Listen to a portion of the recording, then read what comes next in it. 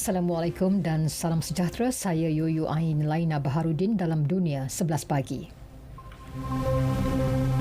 Kira-kira 100 orang awam telah dipindahkan dari loji keluli yang dikepung tentera Rusia di bandar Mariupol, timur Ukraine. Presiden Ukraine Volodymyr Zelensky menerusi catatan di Twitter mengesahkan pemindahan orang awam dari Azovstal telah bermula. Mereka dijangka tiba di Zaporizhzhia yang dikawal Ukraine hari ini. Beliau mengucapkan terima kasih kepada pasukan penyelamat. Mereka kini bersama-sama Wakil Pertubuhan Bangsa Bersatu PBB sedang mengusahakan pemindahan orang awam lain dari loji berkenaan.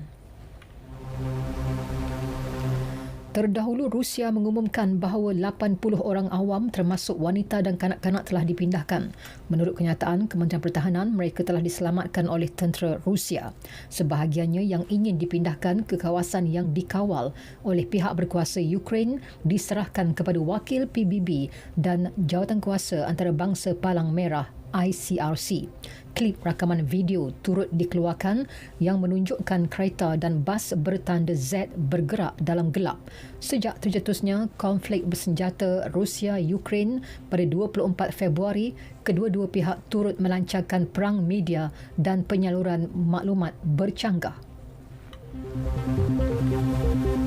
Duta Rusia akan dipanggil untuk memberi penjelasan tentang dakwaan pesawat pengintip Rusia mencerobohi ruang udara Denmark dan Sweden. Menteri Luar Denmark JP Kofod menegaskan mengambil kira situasi semasa di Ukraine, pencerobohan itu tidak boleh diterima sama sekali. Kementerian Luar Sweden juga mengesahkan Duta Rusia di Stockholm akan dipanggil untuk memberi penjelasan. Denmark adalah negara anggota NATO, manakala Sweden memegang status tidak bersekutu. Sweden sedang mempertimbangkan cadangan untuk menjadi ahli. Kesatuan Eropah EU bercadang menguatkuasakan sekatan terhadap import minyak Rusia secara berperingkat. Ia merupakan sebahagian daripada sekatan baharu yang sedang dirangka oleh Suruhanjaya Eropah.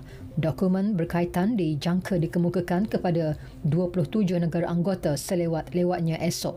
Ketua Dasar Luar EU, Joseph Borrell berkata, tindakan ketenteraan yang agresif oleh Rusia ketika ini menjadikan sekatan tersebut penting. Kesatuan itu perlu memastikan Moskow membayar harga yang setimpal dengan operasi ketenteraan yang dilakukan terhadap Kiev. Hub pemindahan teknologi pertama vaksin COVID-19 di Afrika Selatan berisiko ditutup kerana tidak menerima sebarang pesanan.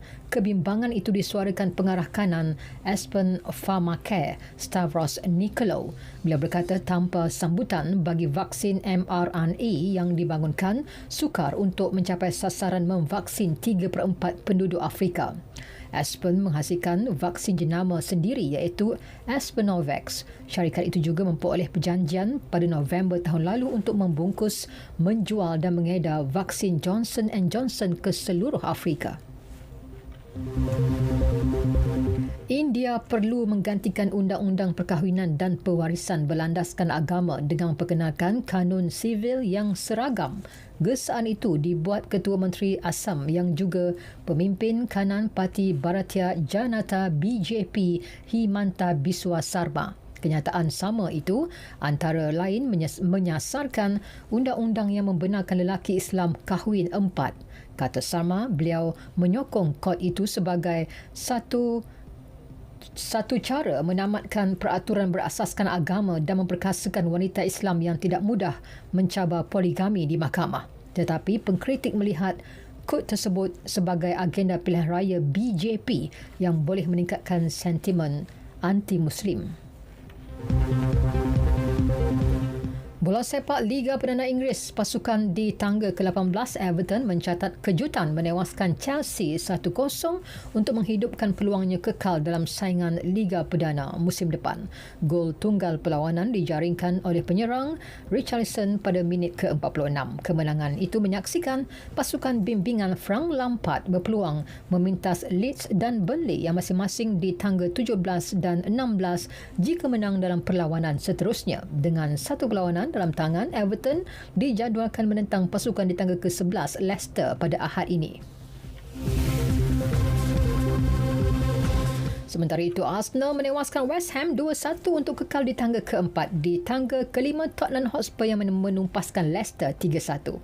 Sekian berita yang disunting oleh Noy Syari dan Shahabuddin dari Pusat Berita RTM. Assalamualaikum dan salam keluarga Malaysia.